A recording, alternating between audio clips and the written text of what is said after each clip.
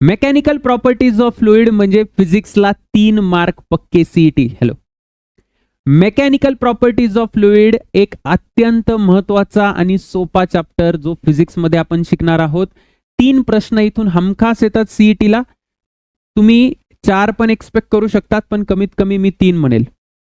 काही जणांना याचं टेन्शन आलंय की सर सरफेस टेन्शन तर तुम्ही शिकवायला लागले, पण सर लेक्चर खूप मोठं आहे. बघा, या चॅप्टरला मी 2 लेक्चरमध्ये कव्हर करणार. साधारण त्याची लेंथ असेल 1.5 तास, म्हणजे साधारण 3-3.5 तासात चॅप्टर कंप्लीट होतो.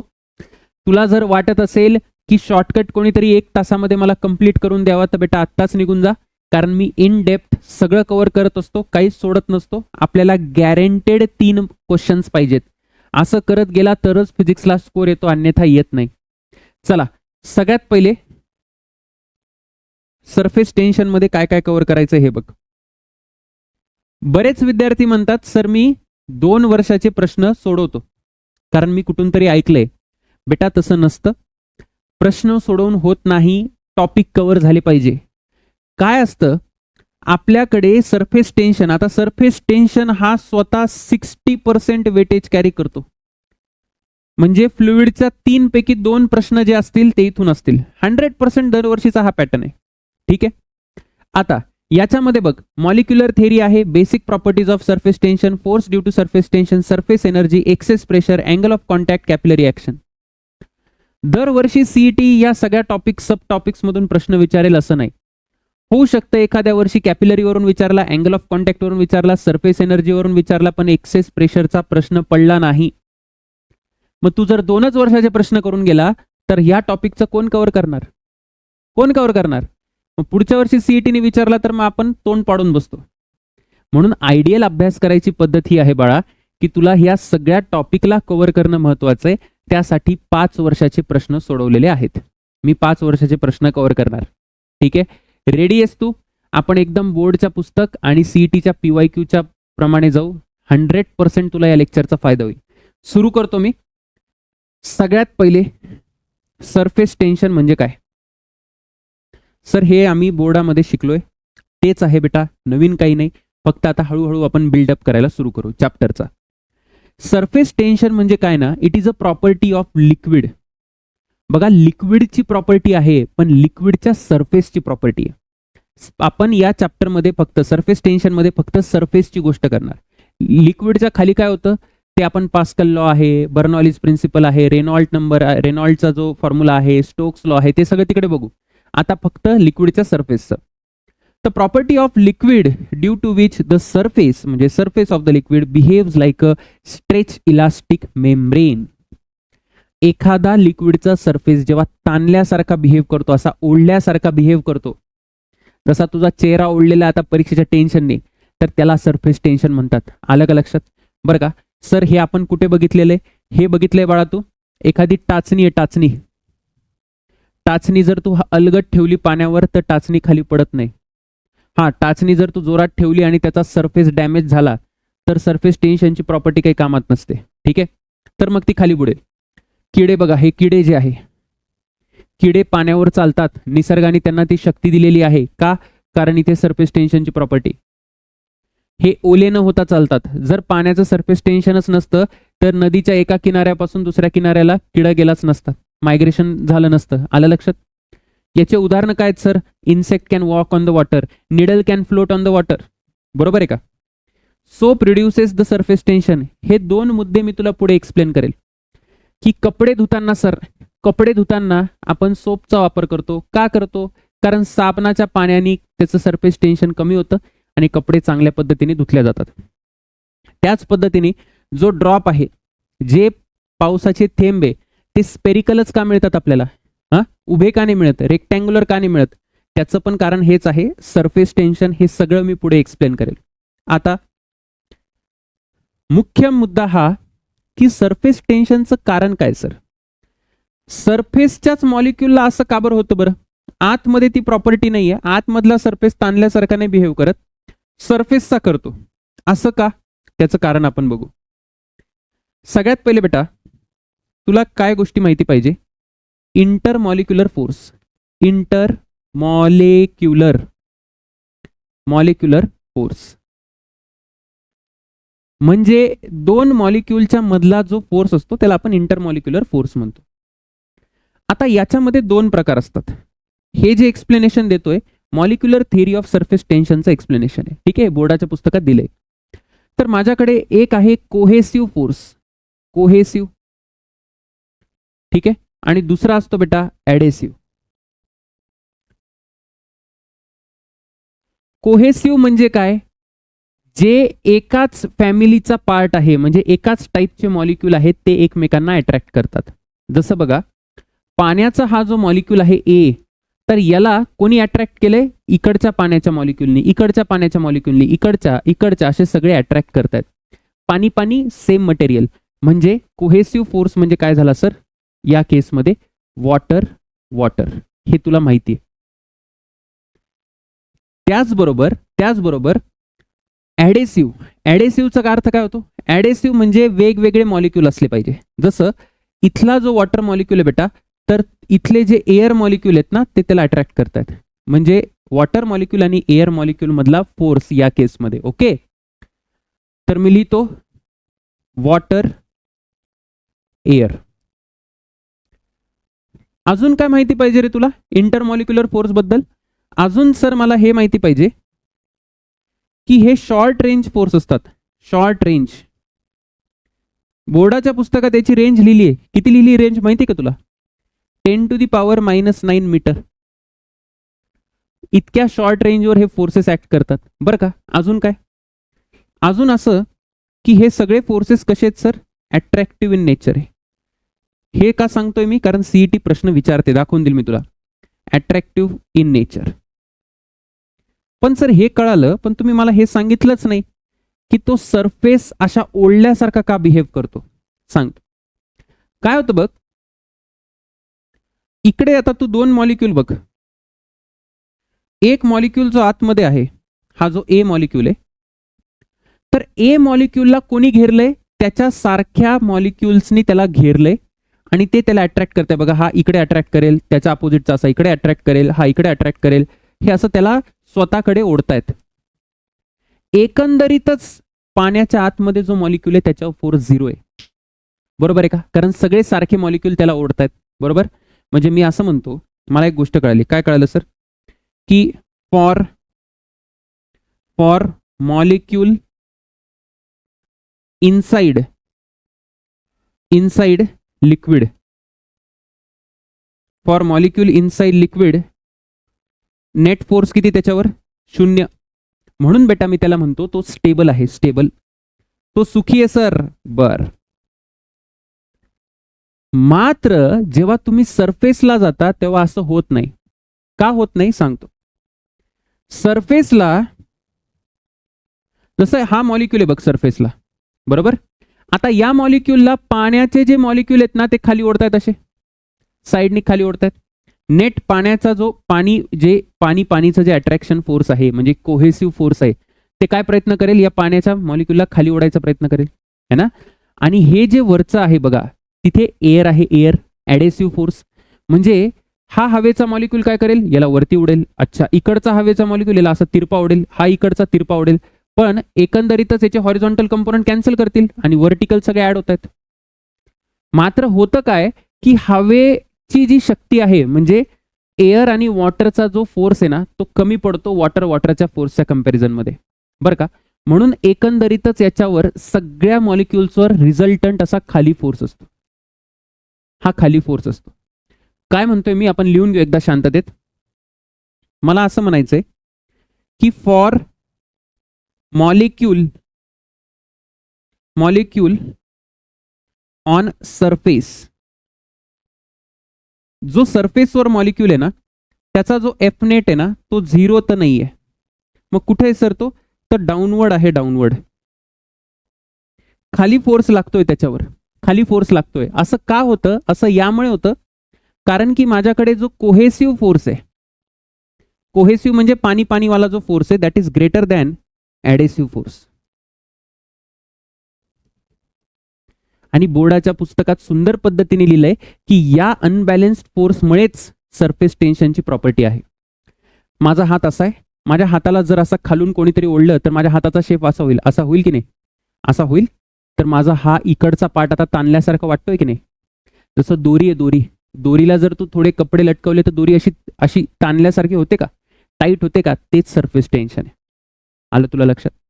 मग सर सरफेस टेन्शन काय आहे, सरफेस टेन्शन कशामुळे येतं, तर ते येतं बेटा कशामुळे येतं, जेव्हा नेट फोर्स झिरो नसतो, अनबॅलेन्स्ड कोहेसिव्ह फोर्समुळे सरफेस टेन्शन येतं. बोर्डाच्या पुस्तकात आहे, याच्यानंतर बोर्डाचं पुस्तक पण वाचा, छान वाटेल तुम्हाला. ओके, तर हे झालं सरफेस टेन्शन. अजून सरफेस टेन्शनची काहीतरी मॅथमॅटिकल डेफिनेशन पाहिजे. हे तर आपण बघितलं सरफेस टेन्शन का आलं, पण सरफेस टेन्शन काय आहे हे सांगायला पाहिजे मला.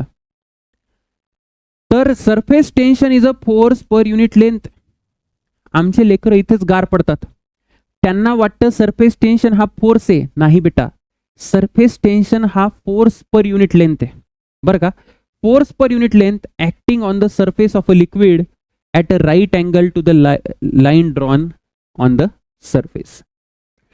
बघा, सगळ्यात पहिले मी तुम्हाला काही गोष्टी सांगतो की सरफेस टेन्शनला मी टीनी डिनोट करतो आणि तो फोर्स नाहीये. मग काय सर, तर फोर्स पर युनिट लेंथ आहे. फोर्सला लेंथनी जर डिवाइड केलं तर मला सरफेस टेन्शन मिळतं.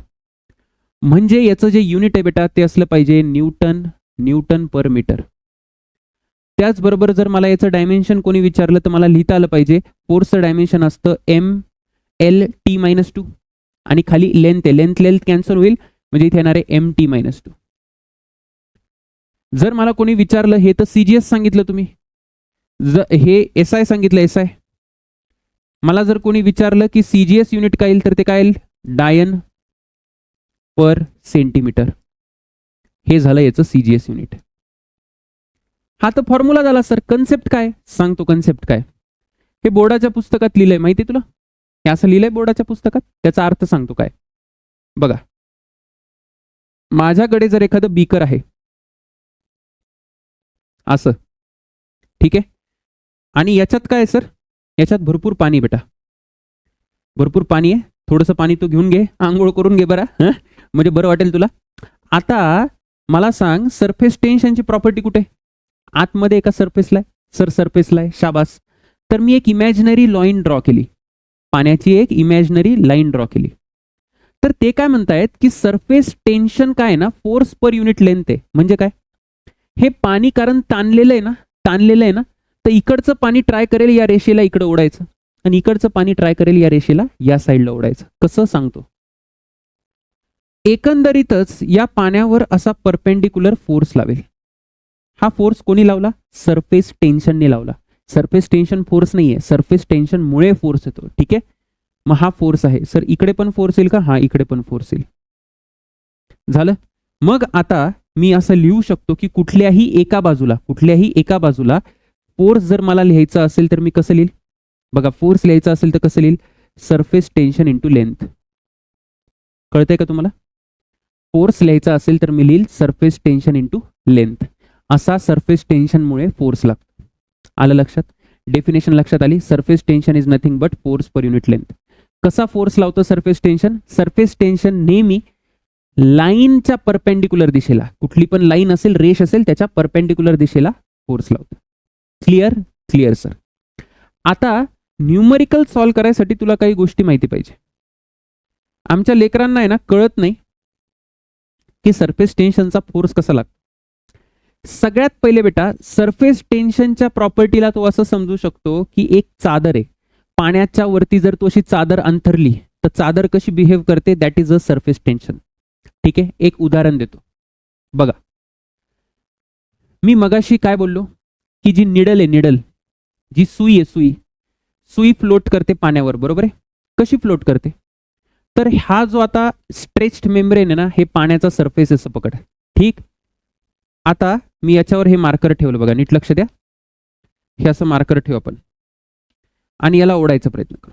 तुम्हाला दिसतंय हे कसं फ्लोट करते, हा कसं फ्लोट करते. जर तुम्ही नीट बघायला गेलं तर याचा जो क्रॉस सेक्शन आहे तो असा काहीतरी दिसेल. हा क्रॉस सेक्शन, कुठला क्रॉस सेक्शन सर, हा वाला जो क्रॉस सेक्शन येतो है ना, असा दिसेल.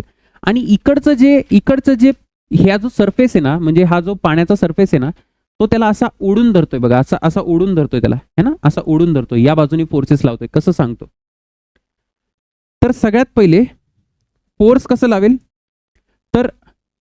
हा पाण्यामुळे असा फोर्स येईल, त्याला उचलून धरल्यासारखं, असं उचलून धरल्यासारखं, बरोबर, उचलून धरल्यासारखं. आणि हा एक दुसरा फोर्स येईल सरफेस टेन्शनमुळे. तर याचे कंपोनंट पाडायचे. एक हा कंपोनंट आला, एक इकडचा कंपोनंट आला, एक इकडचा कंपोनंट आहे, एक इकडचा कंपोनंट आहे. हा एफ आहे बेटा, तर ह्याला एफ कॉस थिटा म्हण. आणि हा पण किती आला सर? एफ कॉस थिटा आला. आणि हा एफ साइन थिटा आला आणि एफ साइन थिटा आला. तर एफ साइन थिटा कॅन्सल होऊन जाईल, हॉरिझॉन्टल कंपोनंट एकमेकाला कॅन्सल करतील. पण ही वायर खाली का नाही जात? वायर खाली यामुळे नाही जात कारण हे जे एफ कॉस थिटा आहे ना, हे बॅलन्स करतं कोणाला? एमजी ला. कसं लिहितं सर सांगतो. F cos theta plus F cos theta आलं sir 2f cos theta is equal to mg. फोर्सला आत्ताच सांगितलं, काय लिहितो फोर्सला आपण? सरफेस टेन्शन गुणिले लेंथ. शाबास, सरफेस टेन्शन गुणिले लेंथ. मग कसं लिहितात? 2TL cos theta is equal to mg. अशी इक्वेशन येते. आता एक गोष्ट इथे काय सर, की आपण आयडियली कसं अज्युम करतो, आयडियल सिनारिओ मध्ये कसं अज्युम करतो की या थिटाला 0 घेतो. थिटाला 0 म्हणजे कॉस 0 किती झाला? 1. म्हणजे असं काहीतरी, म्हणजे टोटल फोर्सेस कसे आले सर? वर्टिकल आले. म्हणजे मी म्हणतो इकडे एक फोर्स आहे, हा फोर्स किती आहे? टीएल. टीएल का बरं? कारण फोर्स असतो सरफेस टेन्शन गुणिले लेंथ. आणि हे काय सर? हा पण टीएल आहे बेटा. आणि ही रिंग, हा जो निडल आहे, निडलची ही बाजू आहे बरं का, अशी दिसते तुला निडल. आलं लक्षात? म्हणजे मी असं पकडतोय की या निडलला कोणीतरी असं धरले बघा, असं धरले. कळते? एक्झॅक्टली. फील आला तुला? फील आला का? हा. सो इकडून टीएल आणि इकडून टीएल आणि याच्या वेटला बॅलन्स करतोय आपण. तर मी इथे लिहू शकतो, आरामात लिहू शकतो 2TL is equal to mg. इथे थिटा आपण मानलाय 0. तर आपल्याला सीईटीला हीच केस येते 99.99%. एखाद्या क्वेश्चनला जेव्हा नाही येणार तेव्हा मी सांगेल तुम्हाला. ठीक. आता सरफेस टेन्शन फक्त काय बॅलन्स करत नाही, म्हणजे ती जी सुई आहे ना, ती सुईला फक्त बॅलन्स करत नाही पाण्यावर. त्या सुईला जर तू वरती उचलायला गेला तरी सरफेस टेन्शन त्याला उचलू देणार नाही. म्हणजे कसं? बघा, आता मला जर या सुईला वरती उचलायचंय, मी वरती फोर्स लावला एफ, मला वरती उचलायचंय, तर सरफेस टेन्शन काय करतं ना, सरफेस टेन्शन त्याला पकडून ठेवतो सुईला. कसं पकडतं? असं. नीट लक्ष दे. असं असं पकडलं त्याने. आता मी काय करतोय ना, मी असा उचलायचा प्रयत्न करतोय, मी हाताने असा उचलायचा प्रयत्न करतोय, उचलायचा. पण हे जे कागदाच्या दोन बाजू आहे किंवा जे लिक्विडच्या दोन लेअर आहे ना, पाण्याचं जे लेअर आहे सरफेस टेन्शनच्या प्रॉपर्टीमध्ये, याला खाली फोर्स लावते. असा खाली फोर्स लावते. म्हणजे जर वरती उचलायला गेलो ना मी, तर मला खाली फोर्स बसणार आहे. किती फोर्स आहे सर हा? तर हा आहे बेटा टीएल. एका बाजूने, या बाजूने टीएल आणि या बाजूने टीएल. म्हणजे इथे इक्वेशन काय बनेल? इथे बनेल F is equal to 2TL. जर मला याला उचलायचं असेल तर कमीत कमी एफ 2TL बरोबर लागेल बरं का. आणि सर याचं वजन, निडलचं वजन असेल ना, त्याला निग्लेक्ट करायचं, क्वेश्चन सॉल्व्ह करताना हमखास सांगेल, सध्या फक्त लक्ष दे. नेग्लेक्ट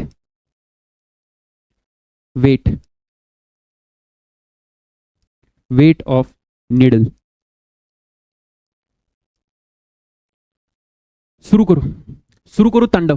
हा, लक्ष द्या. आता पहिला प्रश्न dimension of the surface tension is 2002 चा प्रश्न आहे. मी डायरेक्ट पाठ कर, डायरेक्ट आता सांगितलंच. Rain drops are spherical. का बरं स्पेरिकल असतात? कुठल्या प्रॉपर्टीमुळे? सरफेस टेन्शनमुळे. आता बघितले 4 पॉईंट, त्याच्यातला एक पॉईंट होता. हे का असतं नक्की असं, हे सांगेल पुढे. हा प्रश्न बघा. A liquid film is form. एक गोष्ट नेहमी लक्षात ठेवायची आयुष्यात, कधीच विसरायचं नाही. जेव्हा पण फिल्म असा शब्द आला, फिल्म म्हणजे सर पिक्चर, पण पिक्चरच्या मागे कहाणी. काय कहाणी?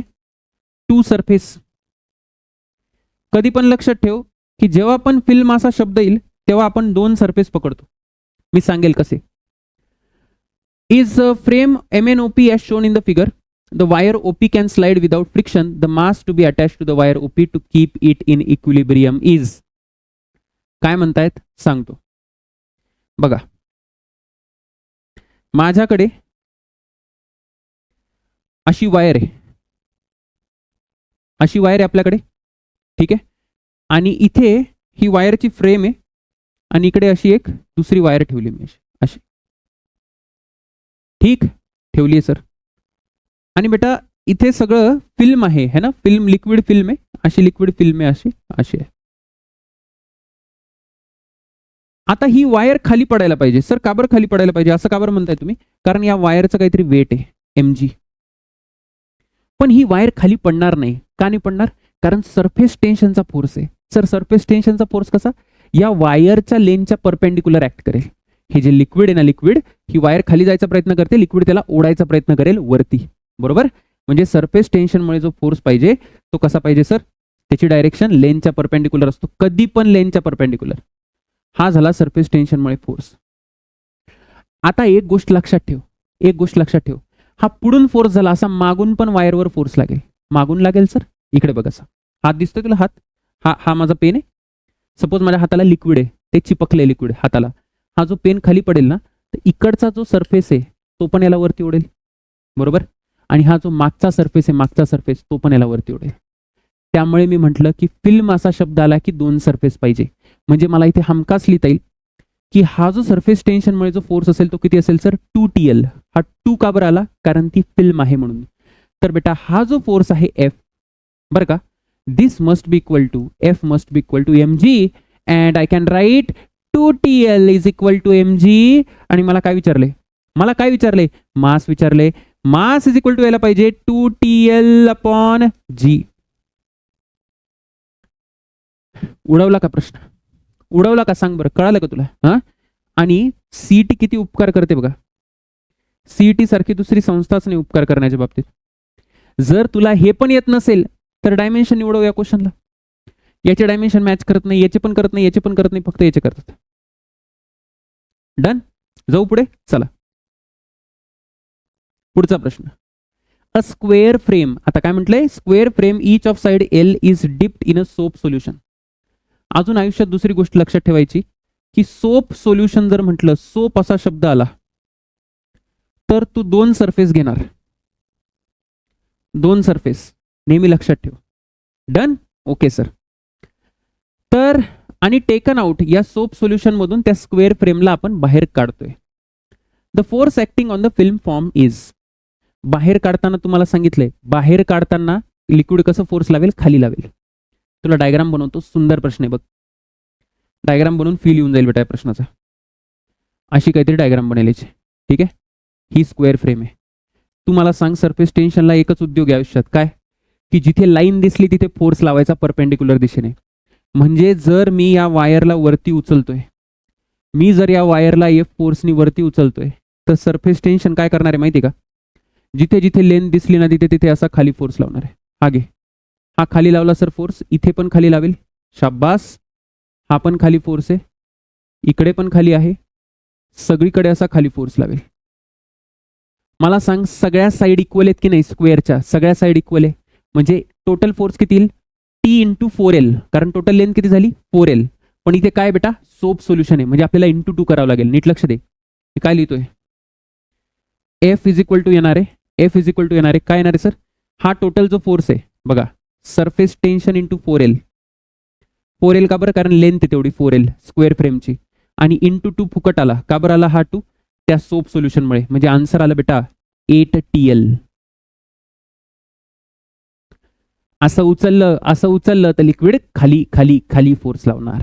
आणि असं बसलं म्हणजे ते फक्त ठेवलंय त्याला, स्क्वेअर फ्रेमला जर ठेवलं असतं तर लिक्विडनी वरती फोर्स लावला असता वेटला बॅलन्स करायला.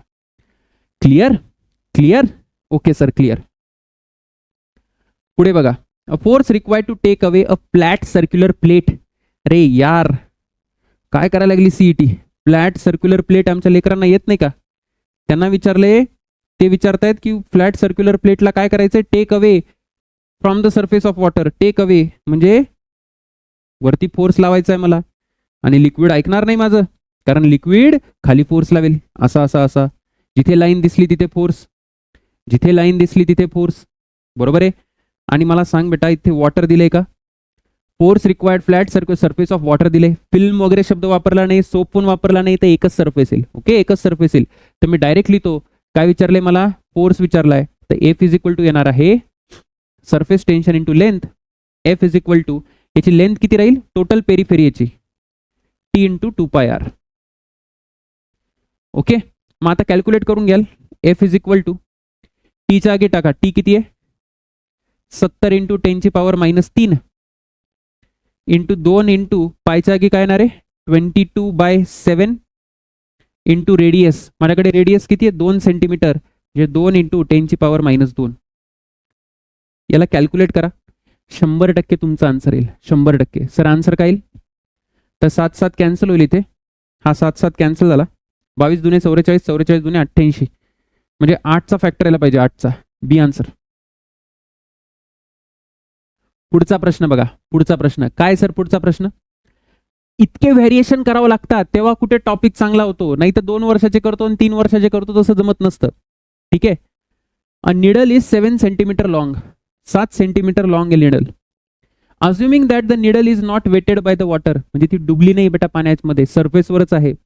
What is the weight of the needle so that it floats on the water? अरे आता सांगितलं ना यार, हे तुला करून दिलं होतं की नाही बेटा? 2TL is equal to mg सांगितलं होतं की नाही निडलचं एक्झाम्पल? Yes sir.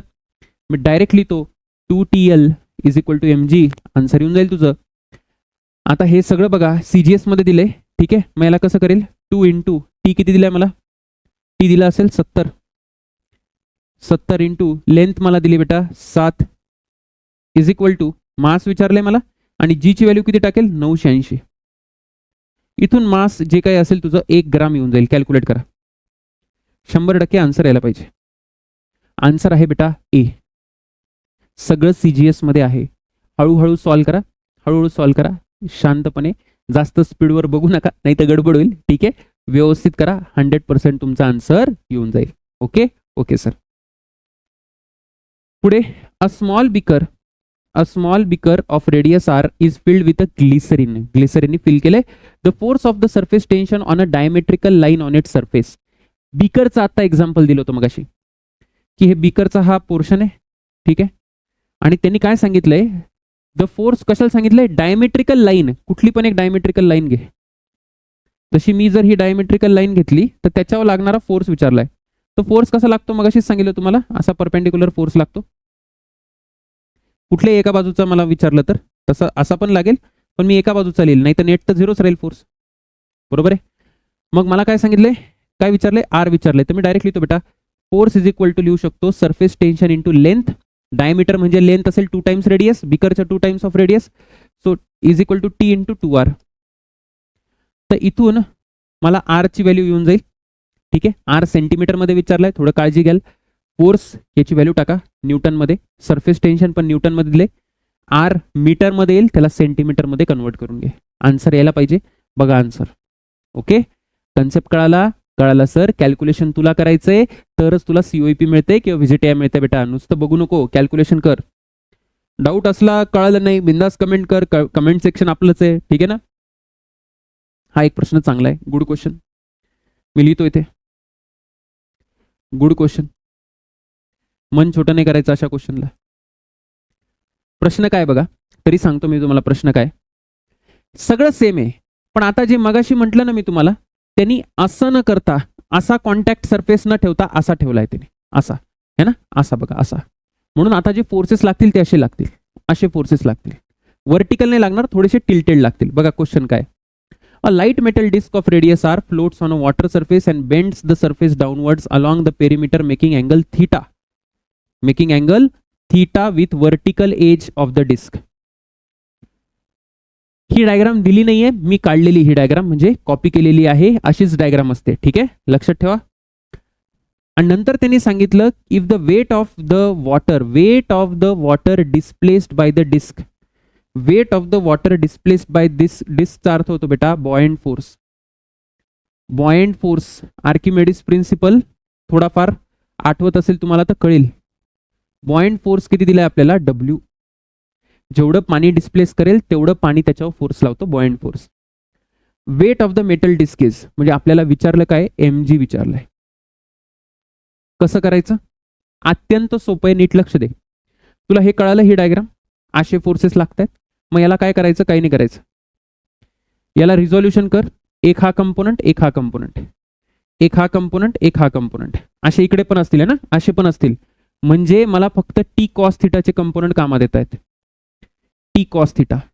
मग मला सगळे टी कॉस थिटा ऍड करावं लागतील. सगळे टी कॉस थिटा ऍड करावं लागतील. बरोबर आहे. जे काही सरफेस टेन्शन मुळे जो फोर्स येईल तो.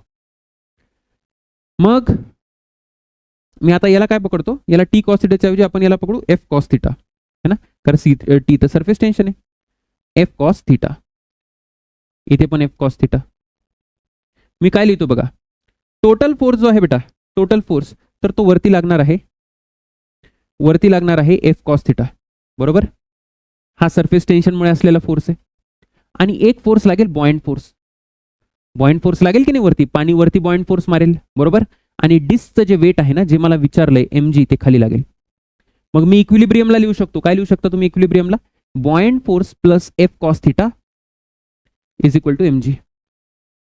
आता बॉयंट फोर्स प्लस फोर्स काय येईल, सरफेस टेन्शनमुळे फोर्स कसा लिहितो आपण, सरफेस टेन्शन गुणिले लेंथ, डिस्कची लेंथ किती आहे सर, 2πr, बरोबर.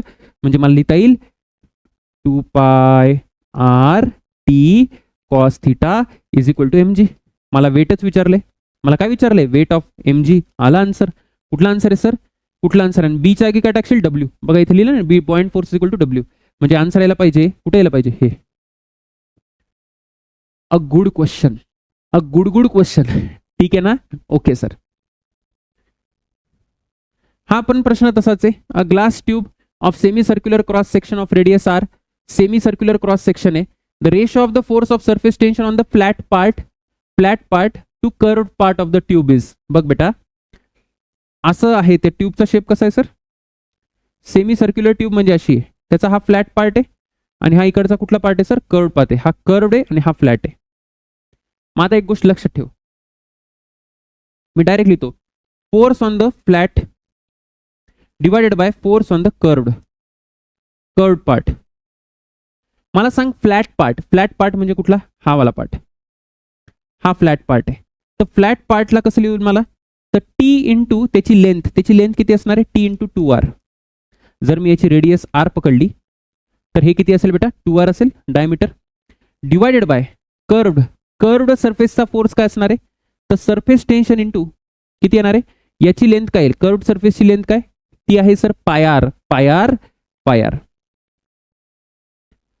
हे सगळं कॅन्सल होईल आणि आन्सर यायला पाहिजे, काय यायला पाहिजे सर, 2s/π.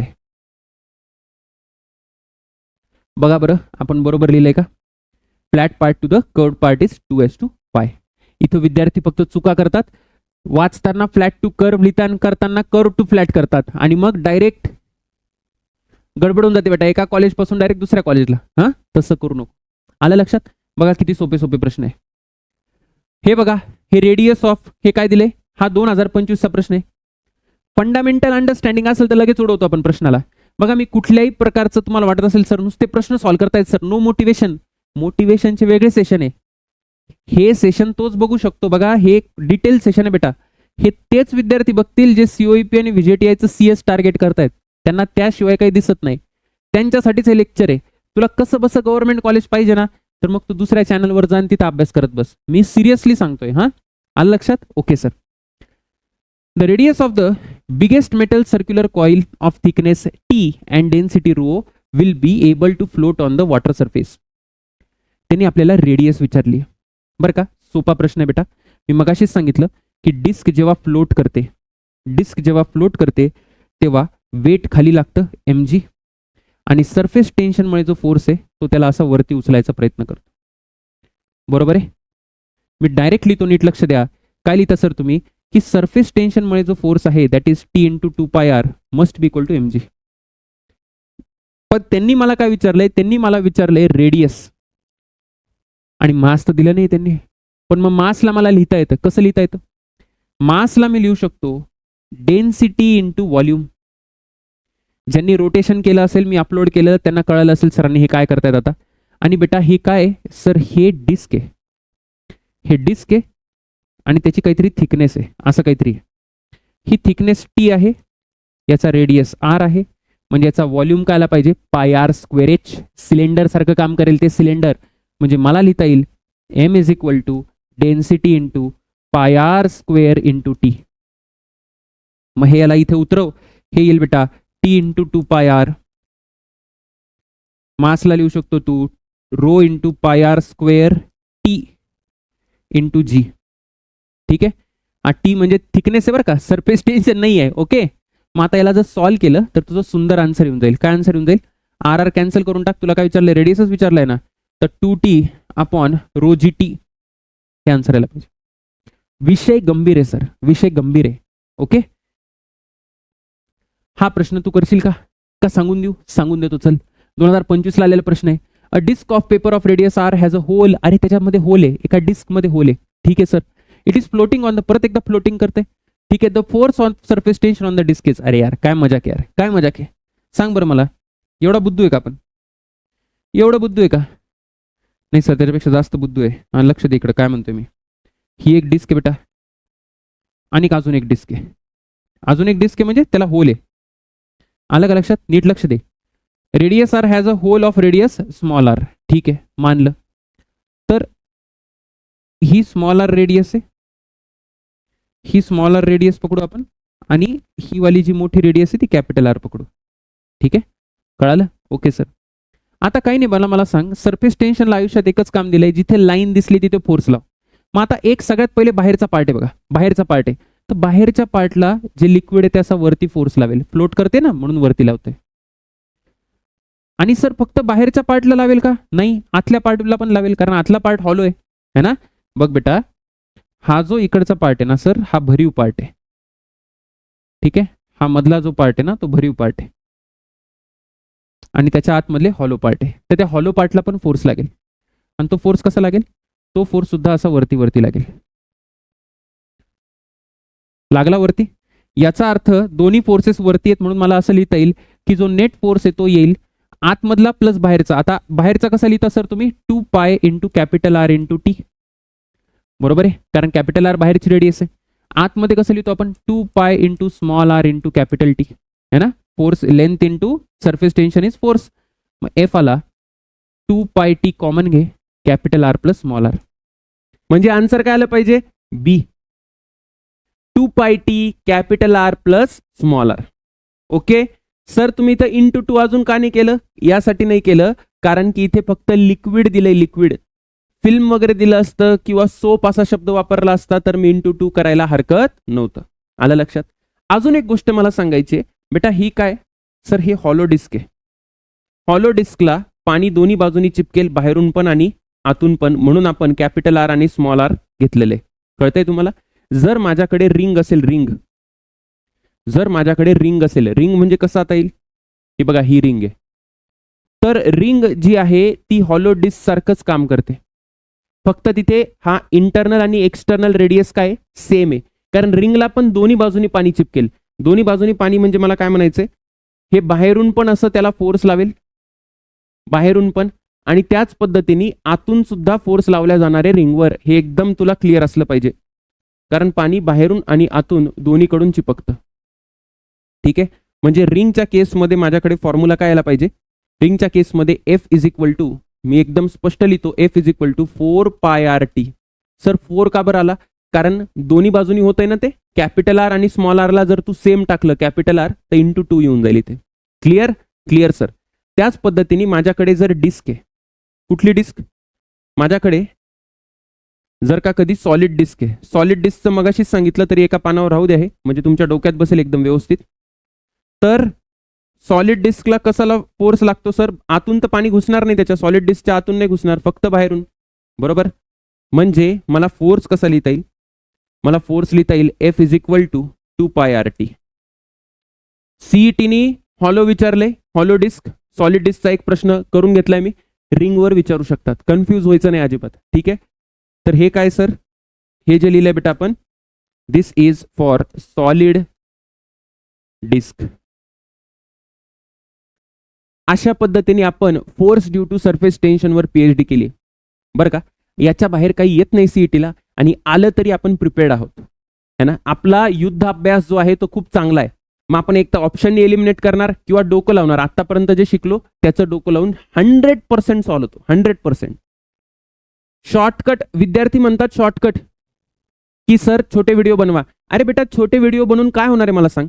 जर आपण एक जरी प्रश्नाचा सबटाईप मिस केला किंवा एक जरी प्रश्न डेप्थ मध्ये नाही कव्हर केला आणि तो जर प्रश्न आला तर तू आयुष्यभर हाच विचार करत बसशील की अरे जर मी तिथे जर 15 मिनिटं जास्त दिले असते एका लेक्चरला किंवा 1 तास जास्त दिला असता तर आज मी चांगल्या कॉलेजमध्ये असतो, चांगली प्लेसमेंट असते. ठीक आहे, शॉर्टकटच्या मार्गाने जाऊ नका. शॉर्टकटने कधीच कोणाचं भलं होत नाही. ठीक आहे. हा, भलं कोणाचं होतं? जो शॉर्टकट विकतो त्याचं. तेही लॉंग टर्म मध्ये होत नाही, कारण ते टिकत नाही. लक्ष द्या. Basic property of surface tension, बोर्डाच्या पुस्तकातून इथून डायरेक्ट प्रश्न येतात. ही थेरी बोर्डाच्या पुस्तकातून मी घेतली आहे. पटपट एकदम थेरी वाचून आपण प्रश्न सॉल्व्ह करू. काय सर? की जर मी पाण्यामध्ये काही दुसरी गोष्ट टाकली, इम्प्युरिटी टाकली, किंवा जर मी पाण्याचं टेम्परेचर वाढवलं किंवा कमी केलं, तर सरफेस टेन्शनला काय होतं? ठीक आहे.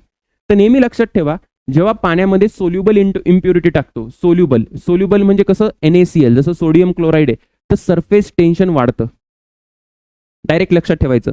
आणि इनसोल्युबल टाकलं किंवा स्पॅरिंगली म्हणजे कमी सोल्युबल टाकलं त्यातल्या त्यात, जसं की डिटर्जंट, तर सरफेस टेन्शन काय होतं सर? सरफेस टेन्शन बेटा कमी होतं. सरफेस टेन्शन कमी होणे म्हणजे काय? सरफेस टेन्शन कशामुळे आलं होतं? सरफेस टेन्शन आलं होतं कोहेसिव्ह फोर्सेसमुळे, पाण्यातल्या कोहेसिव्ह फोर्समुळे. जर सरफेस टेन्शन कमी झालं तर कोहेसिव्ह फोर्सेस कमी होतील, म्हणजे पाणी एकमेकाला चिपकणार नाही. मग पाणी कोणाला चिपकेल? कपड्यांना चिपकेल. बरोबर आहे ना? ऍडेसिव्ह फोर्स जास्त होईल, कारण कपड्यांना चिपकेल. मग कपडे चांगल्या पद्धतीने धुतल्या जातात, म्हणून आपण डिटर्जंट टाकतो. आलं लक्षात? तर लक्षात ठेवायचं फक्त की सरफेस टेन्शन, बघा मी इथं लिहितो हवं तर, सरफेस टेन्शन जर कमी झालं याचा अर्थ काय होतो ना बेटा? कोहेसिव्ह फोर्स जो आहे, कोहेसिव्ह फोर्स, तर तो कमी होतो. ठीक. आणि कोहेसिव्ह फोर्स कमी झाला तर ऍडेसिव्ह वगैरे चांगला होतो रिलेटिव्हली, आणि मग कपडे धुतले जातात. त्याच पद्धतीने टेम्परेचर, आता हे तुम्ही वाचून घ्या, ही पण थेरी आहे, ते पण तेच लिहिलंय. टेम्परेचरचं काय सर? टेम्परेचर जर वाढवलं, बघा जनरली जर मी टेम्परेचर वाढवलं तर सरफेस टेन्शन काय होतं? कमी होतं. म्हणून आपण गरम पाण्यामध्ये कपडे धुतो. जुने कपडे जे आहेत, मळलेले कपडे आहेत, गरम पाण्यामध्ये धुतो, कारण सरफेस टेन्शन कमी होतं. सरफेस टेन्शन कमी झालं तर काय होतं? मी तुम्हाला सांगितलं, कपडे का चांगल्या पद्धतीने धुतल्या जातात. त्यांनी अजून एक पॉईंट दिलाय बघा, की नवीन कॉटन फॅब्रिक आहे. तू कोणाच्या लग्नाला गेला, जर तुला कपडे दिले कोणी, जवळचं नातेवाईक असेल तर देईल, नाही तर देणार नाही. ठीक आहे. नवीन कपडे दिले, नवीन कपड्याला असं म्हणतात की थंड पाण्याने धुवायचं. का बरं थंड पाण्याने? बघा, washed in a cold water, कारण की थंड पाणी म्हणजे टेम्परेचर कमी म्हणजे सरफेस टेन्शन जास्त, सरफेस टेन्शन जास्त म्हणजे कोहेसिव्ह फोर्स स्ट्रॉंग, म्हणजे पाणी जे आहे ना ते त्यांच्यामध्येच फोर्स लावून खुश होईल, कपड्याच्या नादाला लागणार नाही, म्हणून कपड्याचा रंग जाणार नाही. बघा काय म्हटलंय? Water does not make good contact with the fabric due to higher surface tension, the fabric does not lose its colour. आलं लक्षात? Yes sir. त्याच पद्धतीने अजून एक मुद्दा त्यांनी एक्सेप्शन दिले. काय? आता हे गरम पाण्याने कपडे धुवायचे, ही लाईन सांगते. इन केस ऑफ मॉल्टन कॉपर किंवा मॉल्टन कॅडमियम जे आहे, त्या केसमध्ये काय होतं? टेम्परेचर वाढवलं तर सरफेस टेन्शन वाढतं. जनरली टेम्परेचर वाढवलं तर सरफेस टेन्शन कमी होतं, पण इथे काय बेटा? Surface tension increases with increase in its temperature. CET direct प्रश्न उचलते रेतून, म्हणून हे नीट वाचत चला तुम्ही. हे तुम्हाला लक्षात पाहिजे की surface tension of liquid, critical temperature विचारलं की व्हॉट इज क्रिटिकल टेम्परेचर, तर जिथे सरफेस टेन्शन 0 होतं. ठीक. प्रश्न कसे येतात सर इथून सांगतो. बघा, in a sphere of influence आठवतो का? आता आपण जी थेरी बघितली, कुठली थेरी बघितली सर? आता आपण कुठली थेरी बघितली? Molecular theory of surface tension. तर हा मध्यभागी तो वॉटरचा मॉलिक्यूल आहे, आणि त्याला बाहेरचे जे वॉटरचे मॉलिक्यूल किंवा जे कोणी असेल त्याला अट्रॅक्ट करतायत. बरोबर ना? हा म्हणतो इकडे चल, हा म्हणतो इकडे चल, हा म्हणतो इकडे चल, हा म्हणतो इकडे चल, हा म्हणतो इकडे चल. तर काय म्हणते? स्पियर ऑफ इन्फ्लुएन्सला काय होतं? मॉलिक्यूल ॲट सेंटरला काय होतं सांगा? म्हणतं attracted by other molecule in the sphere of influence. बरोबर आहे. त्याच्या इलाक्यामध्ये जेवढे मॉलिक्यूल असतील, त्याचा इलाका म्हणजे 10⁻⁻9 मीटर, कारण तेवढाच फोर्स आहे, तेवढ्याच डिस्टन्सला फोर्स आहे, short range force. Attracted by other molecule, आउटसाइडचा काही संबंध आहे, रिपेल्डचा तर काही संबंध नाही. आला थेरोटिकल प्रश्न, डायरेक्ट सॉल्व्ह होतो. बघा, ॲट अ क्रिटिकल टेम्परेचर, आत्ताच सांगितलं ना तुम्हाला, क्रिटिकल टेम्परेचर काय होतं? क्रिटिकल टेम्परेचर सरफेस टेन्शन 0 होतं. व्यवस्थित अभ्यास करशील तर नक्की तुला मार्क्स पडतील. ठीक. पुढे बघा, it is easier to spray water in which soap is added. Soap add केली पाण्यात तर नेहमी लक्षात ठेवा सरफेस टेन्शन कमी होतं. ठीक. Because addition of soap to the water decreases the surface tension. काही डोकं लावायची गरज नाही. If detergent is detergent dissolve केल्यानंतर काय होतं? सरफेस टेन्शन कमी होतं. सांगितलं ना, सरफेस टेन्शन कमी होतं. त्याचबरोबर in the most of the liquid with the rise in temperature वाढवलं तर सरफेस टेन्शन काय होतं बेटा? सरफेस टेन्शन कमी होतं. इन द मोस्ट लिक्विड सांगितलंय. इथे जर मॉल्टन कॅडमियम किंवा मॉल्टन जे दुसरं कॉपर होतं की जे काय होतं ते जर आलं असतं तर आन्सर बदललं असतं मग. ठीक, ओके सर. आता हा अत्यंत महत्वाचा पार्ट आहे. काय, इथून प्रश्न येतात सीईटीला, खूप चांगले प्रश्न येतात. Surface tension and surface energy. आता एनर्जीच्या टर्म मध्ये थोडंसं मला तुम्हाला एक्सप्लेन करावं लागेल. सरफेस टेन्शन काय, बघा एक लक्ष द्या. मी तुम्हाला एक गोष्ट सांगितली होती. काय सांगितलं होतं की बेटा हा जो मॉलिक्यूल आहे, कुठला मॉलिक्यूल, पाण्याच्या आतमध्ये, तर तो सुखी मॉलिक्यूल आहे. का बरं सुखी आहे? कारण त्याच्यावर नेट फोर्स 0 आहे, है ना, आणि त्याला आजूबाजूच्या मॉलिक्युल्सनी घट्ट पकडून ठेवले. आता हा मॉलिक्यूल जो आहे ना, हा वरती तर येणार नाही. का वरती येणार नाही? कारण बाकीचे मॉलिक्यूल त्याला जाऊ देणार नाही. आणि जर तुला या मॉलिक्यूलला वरती न्यायचं असेल तर तुला काहीतरी वर्क डन करावं लागेल. आणि ते जे वर्क डन आहे ना, ते स्टोअर होतं in the form of potential energy सरफेसला. ठीक आहे, आणि त्याच पोटेन्शियल एनर्जीला आपण काय म्हणतो? सरफेस एनर्जी म्हणतो. याचा एक छान एक्झाम्पल देतो म्हणजे डोक्यात घुसेल. बघा, तुम्ही स्प्रिंग शिकलात का? 11वीला स्प्रिंग शिकलो आपण. तर स्प्रिंग आधी काय असतो ना, स्प्रिंग असतो आधी रिलॅक्स पोझिशनवर. ही त्याची स्टेबिलिटीची पोझिशन आहे, बरोबर आहे. मग मी काय करतो, स्प्रिंगला बाहेरून फोर्स लावतो, म्हणजे मला काहीतरी वर्क डन करायचंय आणि हा असा स्प्रिंगला ओढतो, मी काहीतरी ओढतो. ठीक आहे, आणि या पोझिशनला आणून मी सोडलं या फोर्समुळे. तर आता तुम्ही बघा, स्प्रिंग स्ट्रेच झालाय.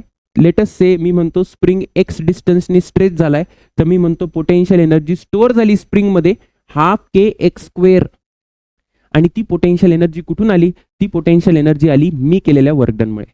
म्हणजे नेहमी लक्षात ठेवायचंय, या केसमध्ये या मॉलिक्यूलला जेव्हा सरफेसला घेऊन जायचं असेल त्यावेळेस मला वर्कडन करावं लागेल, आणि ते work done is a stored in the form of potential energy. इकडे स्प्रिंग पोटेन्शियल एनर्जी, इथे इंटरमॉलिक्युलर फोर्समुळे पोटेन्शियल एनर्जी. तर सरफेस एनर्जी काय रिप्रेझेंट करतं? Potential energy.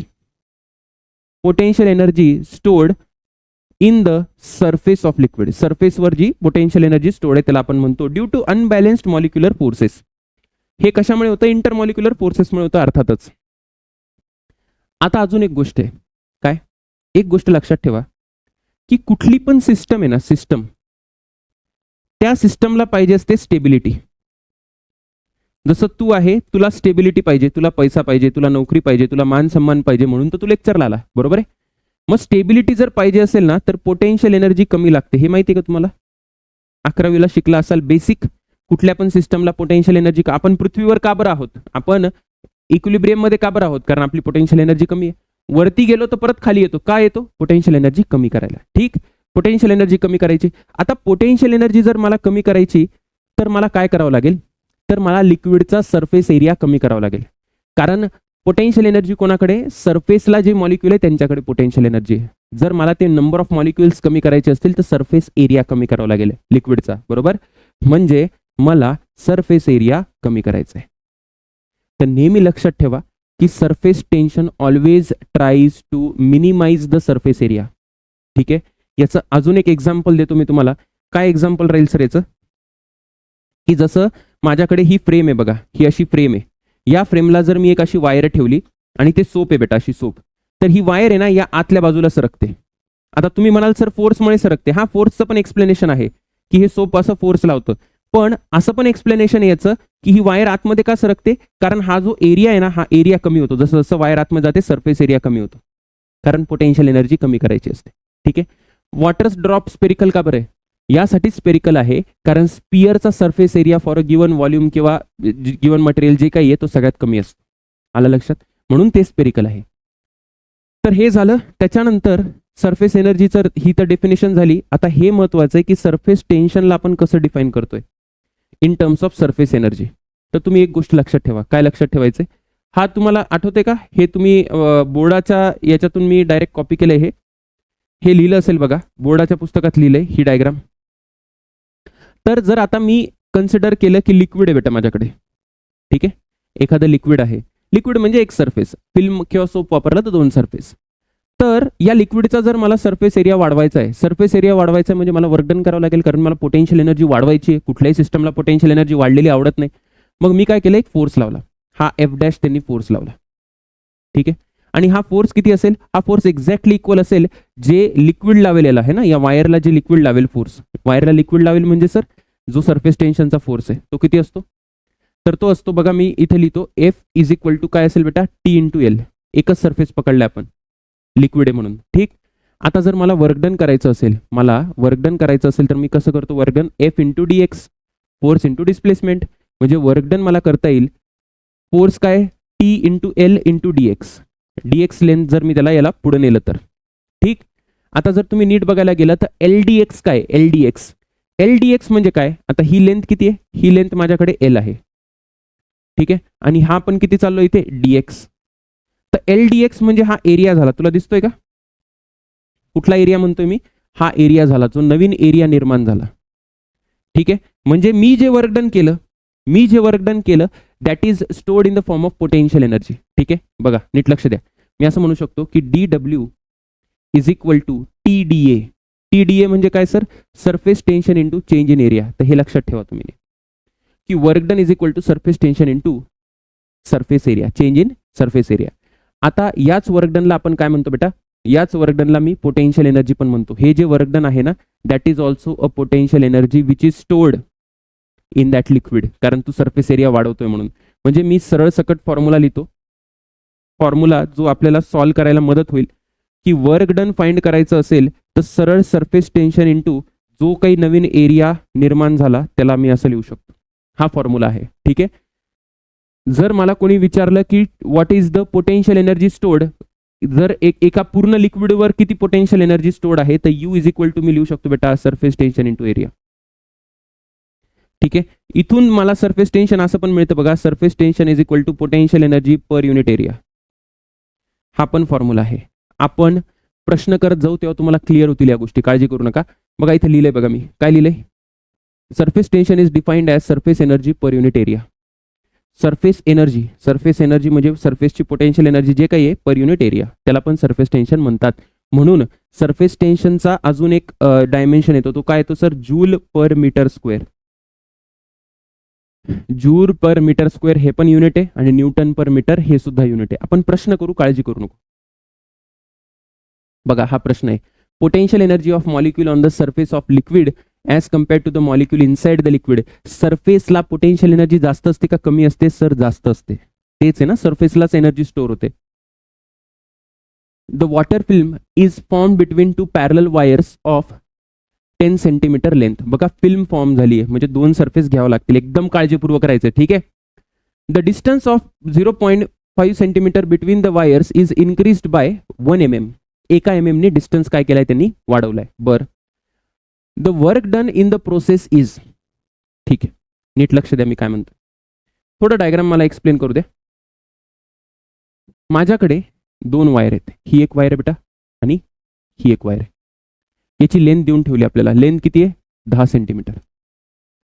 सुरुवातीचं याचं सेपरेशन किती आहे, तर सुरुवातीचं सेपरेशन आहे 5 सेंटीमीटर की 0.5 0.5. आता मी काय केलंय ना, मी या वायर्स मधला जो डिस्टन्स आहे, आता या वायरच्या आतमध्ये काय, तर वायरमध्ये अशी फिल्म आहे ना, पाण्याची फिल्म किंवा सोपची फिल्म जे काय असेल ते. आता आपण काहीतरी फोर्स लावून काय केलंय, या वायरला खाली आणलंय, खालची जी वायर आहे त्याला थोडं अजून खाली आणलंय, म्हणजे असं झालं. आणि कितीने खाली आणलंय, तर त्याने डिस्टन्स दिलाय बघा, इन्क्रीज्ड बाय किती 1 mm आहे, 1 mm. ठीक, आता हा नवीन एरिया फॉर्म झाला, तुम्हाला दिसतोय का नवीन एरिया, सर हा नवीन एरिया फॉर्म झालाय, ऍडिशनल एरिया हा फॉर्म झाला. आता ते काय विचारतायत बघा, ते विचारतायत की वर्क डन किती आहे. त्यांनी हे विचारलं का की पोटेन्शियल एनर्जी स्टोर्ड किती आहे. जर पोटेन्शियल एनर्जी स्टोर्ड विचारली असते बेटा तर सरफेस टेन्शन इंटू हा पूर्ण एरिया घेतला असता तुम्ही, पण ते विचारतायत वर्क डन. मी वर्क डनचा फॉर्म्युला दिला तुम्हाला, work done is equal to surface tension into change in area.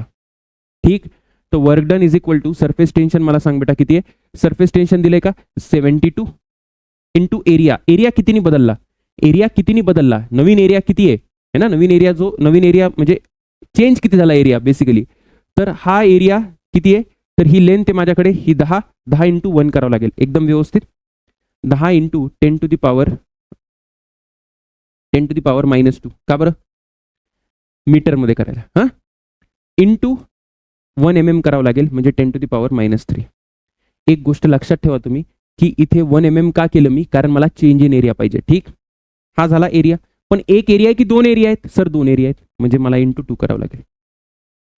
एकदम व्यवस्थित कॅल्क्युलेशन करा, गडबड करू नका अजिबात, आन्सर येऊन जाईल बघा तुमचं 72 × 144.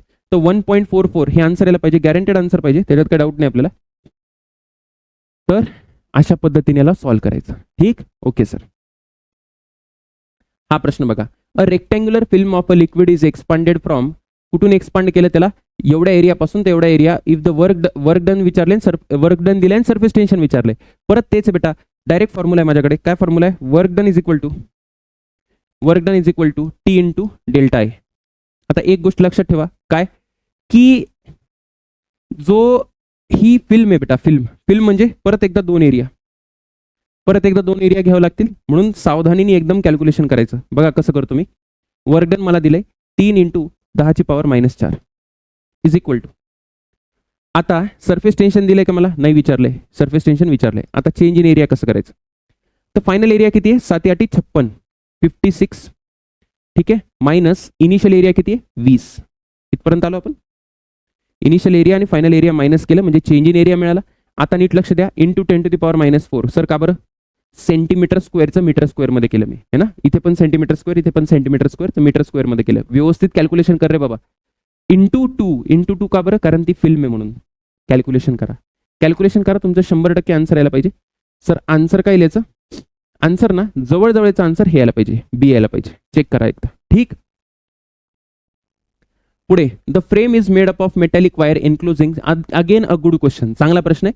अ frame of made of a metallic wire enclosing a surface area a covered with a soap film आहे. If the area of the frame of metallic wire is reduced म्हणजे कमी केला. कुठे कमी केला? म्हणजे मी आधी 100 होतो, आता मी 25 झालो. 25 ने कमी नाही झालो, तर डायरेक्ट 25 झालो. Okay. 25% the surface energy of the soap film will be changed by. Surface energy कितीनी चेंज होईल बरं का, नीट लक्ष द्या. सर तुम्ही सरफेस एनर्जीचा फॉर्म्युला दिलाय का? निश्चितपणे दिलाय. सरफेस एनर्जीचा फॉर्म्युला असतो सरफेस टेन्शन इंटू एरिया. ठीक, चेंज इन एरिया नाही, टोटल एरिया. मला सांग बेटा, तर सुरुवातीला ही इनिशियल सरफेस एनर्जी आहे. ठीक, एवढी होती. आता फायनल सरफेस एनर्जी लिहिताना कसं लिहावं लागेल मला? आता अजून एक गोष्ट आहे. काय गोष्ट आहे सर? थांबा, इथे मी असं लिहितो. Initial surface energy is equal to surface tension into 2 times of area. 2 times का बरं सर? कारण ते फिल्म आहे म्हणून. ठीक, फायनल सरफेस एनर्जी लिहिताना काय लिहावं लागेल मला? सरफेस टेन्शन इंटू, ठीक, 25% झालाय. 25% म्हणजे कळतं का तुला? आधी एरिया किती होता माझा? अरे यार, आधी ए होता बेटा. जर मी याला 25% ऑफ ए जर केला, ऑफ ए म्हणजे किती येतो? 25%चा अर्थ कळतो का तुला किती येतो? A/4. 25/100 इंटू ए करून बघ, येऊन जाईल. पर्सेंटेज टू फ्रॅक्शन तुला करता येतं. म्हणजे आता एरिया झाला A/4, एरिया झाला A/4, हा एरिया झाला नवीन एरिया, आणि इंटू 2 करावं लागेल कारण ते आजही सोप फिल्म आहे. बरोबर, म्हणजे आता नवीन माझी सरफेस एनर्जी किती झाली? TA/2. आता त्यांनी काय विचारलंय की कितीनी चेंज झाली सरफेस एनर्जी? कितीनी चेंज झाली म्हणतायत. ठीक आहे, कितीनी चेंज झाली? तर कसं काढतो आपण चेंज? कसं काढतो? तर initial minus final upon initial into 100. किंवा तुम्ही फायनल मायनस इनिशियल करा, काही फरक पडत नाही, फक्त निगेटिव्ह पॉझिटिव्हचा डिफरन्स राहील. इनिशियल मायनस, तर initial minus final upon initial. Initial किती बेटा? 2. TA कॅन्सल होऊन जाईल है ना. मी लिहितो जरा. 2TA minus TA/2 divided by 2TA. हे इनिशियल आहे. नेहमी इनिशियलच्या कंपॅरिझन मध्ये चेंज असतो है ना, इंटू 100. किती आलं बघा बरं? हे 2 मधून दीड म्हणजे 3/2, 3/4, 75% इज द करेक्ट आन्सर. असे प्रश्न सॉल्व्ह करायचे असतात. आलं लक्षात? व्यवस्थित करा. त्याच्यानंतर सोप बबलवाले प्रश्न आहेत. सोप बबलवाले याच्यावर जरा PhD, याचे फॉर्म्युले डायरेक्ट पाठ करायचे असतात. सोपे प्रश्न असतात. सांगतो मी तुम्हाला कसं करायचं. ठीक आहे, थकला असाल, कंटाळाला असेल तर लेक्चर पॉज करायचं, थोडंफार पाणी प्या, थोडंफार काहीतरी खा, परत यायचं. पण कंप्लीट करा मात्र, नाहीतर काहीच अर्थ नाहीये. मी कशाला एवढं सगळं एक क्वेश्चन कव्हर करतोय? स्किप केलं तरी माझं काम होतंय. बरोबर आहे का? तुम्हाला काय काय प्रश्न विचारू शकतात? सगळ्यात पहिले, माझ्याकडे एक R1 रेडियसचा एक एअर बबल आहे, आणि तो सोप बबल नाही, एअर बबल घेतोय. सोप आला तर इंटू 2 करायचं, बाकी काही नाही. हा नॉर्मल बबल आहे बेटा. तर R1 रेडियसचा याला जर फुगवून मी R2 केलं तर किती वर्क डन करावं लागेल? तर किती वर्क डन करावं लागतं? Surface tension into change in area. बरोबर, म्हणजे सरफेस टेन्शन किती इथं? T, आणि चेंज इन एरिया किती आहे? 4πr² मायनस 4πr² म्हणजे त्याचा हा फॉर्म्युला बनेल. डायरेक्ट, काही गडबड नाही. हा चांगला प्रश्न आहे. काय प्रश्न आहे की जर जर माझ्याकडे एक मोठा बबल आहे, मोठा एअर बबल आहे, त्याला जर मी तुकडे तुकडे करून छोट्या बबल्समध्ये कन्वर्ट केलं, किती ड्रॉप्स आहे सर माझ्याकडे? N drops, N water drops म्हणा किंवा बबल म्हणा, जे काही आहे, एन ड्रॉप्स. तर सगळ्यात पहिले तुला रिलेशन माहिती पाहिजे. काय रिलेशन? की छोट्या बबल आणि मोठ्या बबलच्या रेडियसचं काय रिलेशन आहे? तर मोठ्या बबलचा जो रेडियस आहे capital R, that is equal to छोट्या बबलचा रेडियस इंटू एन ची पॉवर 1/3. एन म्हणजे काय? Number of bubble. जसं जर मी मोठ्यापासून बघा, जर मी एका मोठ्या बबल पासून 125 छोटे बबल बनवले, 125 म्हणजे एन ची व्हॅल्यू किती आली? 125. म्हणजे मला कसं करावं लागेल? 125 ची पॉवर 1/3. 125 चा क्यूब रूट म्हणजे 5. म्हणजे मोठ्याची रेडियस ही लहान्याच्या रेडियसच्या 5 टाइम आहे. असं आलं लक्षात? सिंपल, एकदम सिंपल. हे कसं काय आलं सर? हे येतं बेटा व्हॉल्यूम किंवा मास कन्झर्वेशनने. म्हणजे काय? हे सीईटीने प्रश्न विचारलाय की मोठ्या बबल पासून जेव्हा छोट्या बबलला आपण जातो तेव्हा काय सेम राहतं? तो व्हॉल्यूम सेम राहतो आणि मास सेम राहतं. सर सरफेस एरिया बदलतो. या छोट्या छोट्या बबल्सचा जर तू सरफेस एरिया कंबाईन केला तर तो जास्त असेल या मोठ्या बबलपेक्षा. का बरं? कारण हे छोटे छोटे बबल आतमध्ये लपले होते आणि ते आता बाहेर आलेले आहेत. ठीक आहे, म्हणजे त्याचा सरफेस टोटल जो आहे ना जास्त एक्सपोज झालेला आहे. बरं, तर surface energy of big drop, मोठ्या ड्रॉपची सरफेस एनर्जी काय असेल? तर सिंपल सरफेस टेन्शन इंटू त्याचा surface area T into 4πr². कबूल? Yes sir. सगळ्या स्मॉल ड्रॉपची सरफेस एनर्जी किती आहे? सगळ्या स्मॉल ड्रॉपची सरफेस एनर्जी किती आहे? तर ते किती येईल? तर एन ड्रॉप्स आहे म्हणून, छोटे एन ड्रॉप आहे म्हणून एन नी मल्टिप्लाय केलं into T into 4πr². R म्हणजे त्याचा छोट्याचा रेडियस. पण तुला काय लक्षात ठेवायचं आहे? हा फॉर्म्युला लक्षात ठेवायचा. काय? Capital T into 4πr². जसा याचा होता मोठ्या ड्रॉपचा तसाच आहे. ठीक, कॅपिटल आरच्या टर्ममध्ये, मोठ्या ड्रॉपच्या रेडियसच्या टर्ममध्ये म्हणतोय कारण ते क्वेश्चन सॉल्व्ह करायला कामी येतं. इंटू एन ची पॉवर 1/3. एन ची पॉवर 1/3.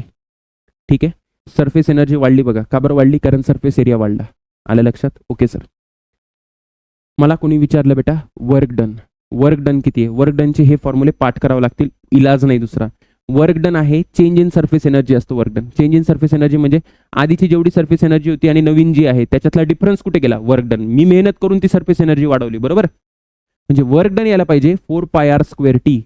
आर कोणाचा आहे? मोठ्या बबलचा आहे बेटा, मोठ्या बबलचा. ठीक आहे, आणि एन ची पॉवर 1/3 - 1. हा वर्क डनचा फॉर्म्युला लक्षात ठेवा.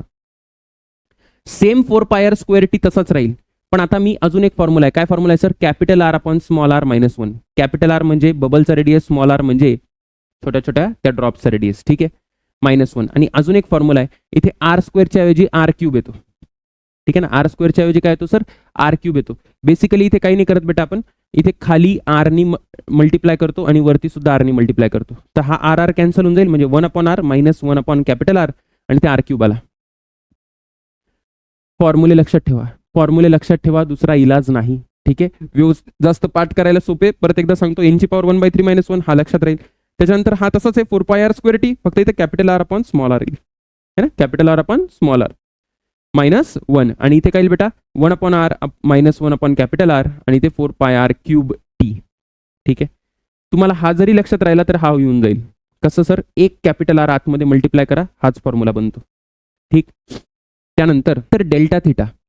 डेल्टा थिटा म्हणजे काय? आता हे पण आता परत एकदा एकचदा सीईटीने प्रश्न विचारलाय, पण मला वाटतं ते परत विचारू शकतात. आपण जेव्हा सरफेस एनर्जी चेंज करतो ना त्यावेळेस टेम्परेचर पण बदलतं, बरोबर आहे? कारण की आपण एनर्जी जर आली तर टेम्परेचर वाढेल आणि जर एनर्जी गेली तर टेम्परेचर कमी होईल. ते कसं होईल मी पुढे तुम्हाला सांगतो, फक्त फॉर्म्युला लक्षात ठेवा. काय फॉर्म्युला आहे sir? Delta theta is equal to 3t upon j rho s 1 upon small R - 1 upon capital R. Sir इथे टी काय? टी तर सरफेस टेन्शन आहे. जे काय? जे म्हणजे मेकॅनिकल इक्विव्हॅलंट ऑफ हीट. ठीक आहे, रो तर डेन्सिटी आहे, ड्रॉपची डेन्सिटी, आणि एस काय सर? स्पेसिफिक हीट आहे. फॉर्म्युला रट्टा मार बेटा, डायरेक्ट रट्टा मार. ठीक आहे, कारण सीईटी मध्ये तेवढा टाइमच नाही एवढं डिराईव्ह करत बसायला. तर ह्या सगळ्या गोष्टी क्लिअर आहेत. प्रश्न बघू, कारण प्रश्न सॉल्व्ह झाले तर मजा येऊन जाते. Drop of water breaks into 2 droplets in equal size. ठीक आहे, एक मोठा ड्रॉप छोट्या छोट्या ड्रॉपमध्ये कन्वर्ट होतो. तर याच्यामध्ये काय करेक्ट आहे? 2023 ला the sum of temperature of the 2 drops together is equal to original. नाही, असं नाही, असं काही नसतं. Sum of masses of 2 drop, हा हे बरोबर आहे. मी सांगितलं ना तुम्हाला की व्हॉल्यूम आणि मास सेम असतं, है ना, इनिशियल आणि आफ्टर, बाकी काही नाही. Sum of radii is equal to the radius, या असं काही नसतं. सम ऑफ सरफेस एरिया नाही, बिलकुल नाही. व्हॉल्यूम सेम, मास सेम, बाकी काही नाही. ठीक. When a number of droplets of a liquid coalesce, coalesce म्हणजे काय, एकत्र येणे है ना, coming together, coming together, coalesce to form a big drop, मोठा ड्रॉप बनतो, तर टोटल सरफेस काय होतं, तर छोट्यापासून जेव्हा मोठा ड्रॉप बनतो, मोठा ड्रॉप बनला ना तर सरफेस एरिया कमी होतो, कारण ते मॉलिक्युल्स आतमध्ये जातात, आतमध्ये गेले तर सरफेस एरिया कमी होतो. ठीक आहे, लक्षात ठेवा. Decreases. Work done to get N, आता बघा डायरेक्ट फॉर्म्युला बेस्ड क्वेश्चन आहेत. The work done to get N spherical drops of equal size from a single spherical drop of water. आपल्याला एन स्पेरिकल ड्रॉप पाहिजे single drop पासून, जे मगाशी सांगितलं. तर वर्क डन काय असतं, मी तुम्हाला आता सांगितलं ना फॉर्म्युला काय sir, work done is equal to 4πr²t. एकदम सिंपल फॉर्म्युला आहे हा. एन ची पॉवर 1/3 - 1. कशाला प्रपोर्शनल आहे रे, एन ची power 1/3 - 1. Clear, clear. T is the surface tension, the work done in breaking the large drop into N equal droplets. आता त्यांनी अजून एक फॉर्म्युला विचार, काय वर्क डनचा फॉर्म्युला काय, अरे आता सांगितलं नाही यार, डायरेक्ट फॉर्म्युला बघ, फॉर्म्युला बेस्ड. आता हे प्रश्न बघा, हे पण फॉर्म्युला बेस्ड आहे, थोडंसं डोकं लावायचं, जास्त काळजी करायची गरज नाहीये. Let N be the number of liquid drops each with surface energy E. प्रत्येक ड्रॉपची एनर्जी दिली आहे, टोटल ड्रॉप्स नाही, प्रत्येक ड्रॉपची. म्हणजे माझ्याकडे असे ड्रॉप्स आहेत, असे छोटे छोटे ड्रॉप्स आहे बेटा, है ना, त्याची एनर्जी, आणि याचं रेडियस स्मॉल आर पकडला, असे एन ड्रॉप्स आहेत. तर प्रत्येकाची एनर्जी किती दिली, ई एनर्जी दिली, प्रत्येकाची एनर्जी ई दिली. ठीक. आणि त्यांनी काय सांगितलंय, या ड्रॉपला कंबाईन करून सिंगल एक ड्रॉप बनलाय, सिंगल ड्रॉप बनलाय, एक मोठा ड्रॉप बनलाय ज्याचा रेडियस कॅपिटल आर आहे. मग आता अशा प्रोसेसमध्ये एनर्जी रिलीज होईल का ऍब्झॉर्ब होईल. तुम्हाला एक गोष्ट सांग, याची सरफेस एनर्जी जास्त आहे मोठ्याची का लहान्यांची, सगळ्यांची मिळून. सर लहान्यांची जास्त आहे, कारण त्यांचा सरफेस एरिया जास्त आहे टोटल जर पकडलं तर. म्हणजे सरफेस एनर्जी कमी झाली म्हणजे एनर्जी रिलीज करावं लागली असेल. कमी होणे म्हणजे रिलीज करणे, वाढणे म्हणजे काय, ऍब्झॉर्ब करणे. म्हणजे मला ऍब्झॉर्ब वाले ऑप्शन काढावे लागतील, रिलीज वाले ऑप्शन राहतील. तर एकतर हा येईल किंवा हा येईल. आता कसं करावं सांगतो. सगळ्यात पहिले मला टोटल एनर्जी पाहिजे. इनिशियल एनर्जी किती आहे sir, initial energy, initial energy म्हणजे सगळ्यांची मिळून, या सगळ्यांची मिळून.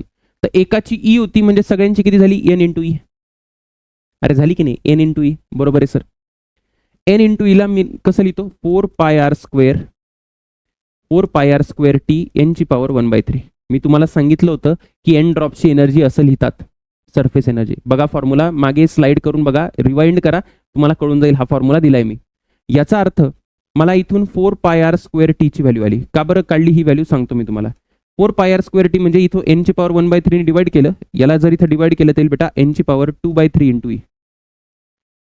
याला डिवाइड करता येतं ना तुला, का तू सीईटीचा विद्यार्थी नाहीये, थोडं तर गणित येतं ना. याला जर डिवाइड केलं तर 1 - 1/3 2/3 होऊन जाईल. आता बघा हे काय बेटा, व्हॉट इज दिस. तर बघा माझी जी फायनल एनर्जी आहे ना, तर ती किती आहे सर, 4πr²t. 4πr²t, कारण या डब्या ड्रॉपची, मोठ्या ड्रॉपची एनर्जी तितकीच असते, लिहून दिलंय मी. तर हे किती, एन ची पॉवर 2/3 इंटू ई. इथून काढली ना व्हॅल्यू, ही व्हॅल्यू आली. ही बेटा फायनल एनर्जी आहे सर, ही इनिशियल एनर्जी आहे. म्हणजे किती एनर्जी लॉस झाली आपली, किती एनर्जी लॉस झाली, तर UI - UF किती येतं, हे यायला पाहिजे NE - N 2/3 into E. Common घे, ई कॉमन घे, बघा हे आन्सर येतं, सी आन्सर येतं. असा प्रश्नांना उडवायचं असतं, है ना. एक गुड क्वेश्चन आहे, व्यवस्थित जरा पॉज कर, थोडंसं श्वास घे आणि बघ मी काय कॅल्क्युलेशन केलंय. ठीक. पुढे काय, एनर्जी काय विचारता येते, energy needed for breaking of liquid drop. परत तेच आहे, किती एनर्जी लागते, किती एनर्जी लागते, एनर्जी किती लागते म्हणजे वर्क डन किती विचारलंय, वर्क डन किती विचारलंय, है ना, किती एनर्जी लागेल एक्स्ट्रा म्हणजे वर्क डन विचारलंय. फॉर्म्युला लिहून दिलाय का मी, फॉर्म्युला लिहून दिलाय का, कुठला फॉर्म्युला वापरायचा, आता बघा तुम्ही कुठला फॉर्म्युला वापरायचा. हा फॉर्म्युला लिहून दिलाय का सर तुम्ही, हा फॉर्म्युला लिहून दिलाय का, निश्चितपणे लिहून दिलाय. 4πr² - 1 2025 हा डायरेक्ट प्रश्न उडतो बघा, direct. 27 drops of water each of radius 0.1 mm merge to form a single drop. 27 drop मिळून एक ड्रॉप बनेल. देन एनर्जी रिलीज इज, किती एनर्जी रिलीज होते. ठीक आहे, एनर्जी रिलीजचा आत्ता फॉर्म्युला काढला की नाही, हा फॉर्म्युला बघा कुठे गेला, हा बघा हा फॉर्म्युला है ना, एनर्जी रिलीजचा काढला की नाही. ठीक.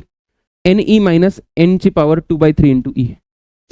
आपण करू delta U is equal to NE - N ची पॉवर 2/3 इंटू ई. आता प्रश्न असा आहे की एनची व्हॅल्यू तुला टाकता येते का? टाकता यायला पाहिजे, कारण 27 आहे बेटा, है ना, 27 आहे. कसं करायचं सांगतो. तर इथे येईल असं, इथे येतं 27E मायनस 27 ची पॉवर 2/3 इंटू ई. 27 ची पॉवर 2/3 म्हणजे कसं येईल सांगतो. 27E मायनस 27 ला काय लिहू शकता तुम्ही? 3चा स्क्वेअर, 3चा स्क्वेअर का 3चा क्यूब, सॉरी 3चा क्यूब जर लिहिला मी, 3चा क्यूब म्हणजे 3 इंटू 2/3 इंटू ई. 3 3 कॅन्सल झालं, हे किती यायला पाहिजे? 9. 27 मधून 9 गेले किती आले? 16E. 16E. आणि ई काय पकडला होता आपण? ई म्हणजे छोट्या ड्रॉपची एनर्जी पकडली होती, बरोबर. म्हणजे छोट्या ड्रॉपची, एका ड्रॉपची एनर्जी, म्हणजे आन्सर काय ना 16 इंटू ई. ई कसं गेली तुम्ही बघा, 4 पाय छोट्या ड्रॉपची एनर्जी बेटा, एका ड्रॉपची 4 pi R square into T. आता त्यांनी प्रत्येकाचा रेडियस दिलाय बघा, तुम्हाला आर ची व्हॅल्यू देऊन ठेवली. आर किती आहे sir? R is equal to 0.1 into 10⁻³ metre कर. सरफेस टेन्शन दिलेलं नाहीये, ते पाठ पाहिजे. जर दिलं नसेल तर पकडायचं 0.072 न्यूटन पर मीटर. हे व्हॅल्यू टाका आणि बघा काय आन्सर येते. काही डाऊट असला, चांगला प्रश्न आहे, कॅल्क्युलेशन व्यवस्थित करा. काही डाऊट असला तर कमेंट सेक्शनमध्ये मेन्शन करा. Okay okay sir. Spherical liquid drops split into 729 है ना. मोठा 729 म्हणजे एन ची व्हॅल्यू दिली आपल्याला. E is the surface energy of the original drop and U is the total surface energy of the resulting drop. मी तुम्हाला आत्ताच सांगितलं फॉर्म्युला. काय फॉर्म्युला असतो बघा, जो आपण पकडलं कोणाची? Is the surface energy of the original drop. Original drop म्हणजे मोठ्या ड्रॉपची सरफेस एनर्जी किती आहे बेटा? यू आय, ज्याला आपण त्यांनी ई म्हटलंय है ना, त्यांनी आता इथे ई म्हटलंय, त्याला आपण कसं लिहितो? 4 pi capital R square into T. आणि जी फायनल एनर्जी आहे कोणाची आहे? ती कोणाची? U is the total surface energy of the resulting drop. अच्छा ठीक आहे, हा रिझल्टिंग ड्रॉप आहे आणि त्याची किती येते? 4 pi R square capital R square T यांची पॉवर 1/3. हा फॉर्म्युला तुम्हाला सांगितलाय मी.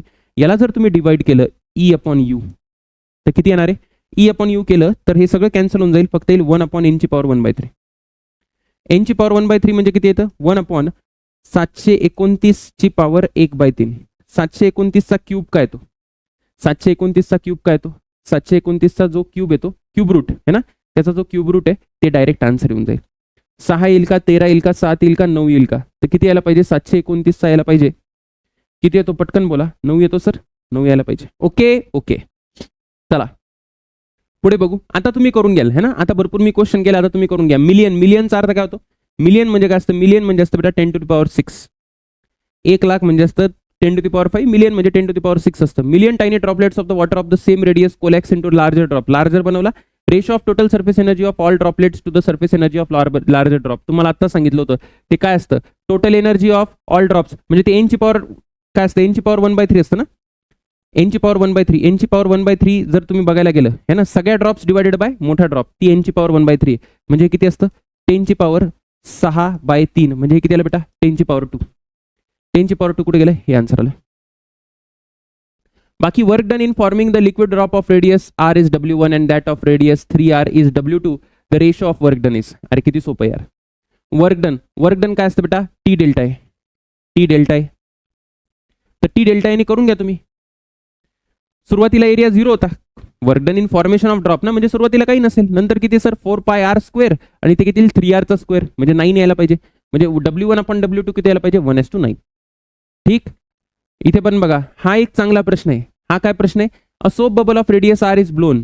ठीक आहे, मानलं सोप बबल आहे. After hitting the solution a second bubble of radius 2R is blown.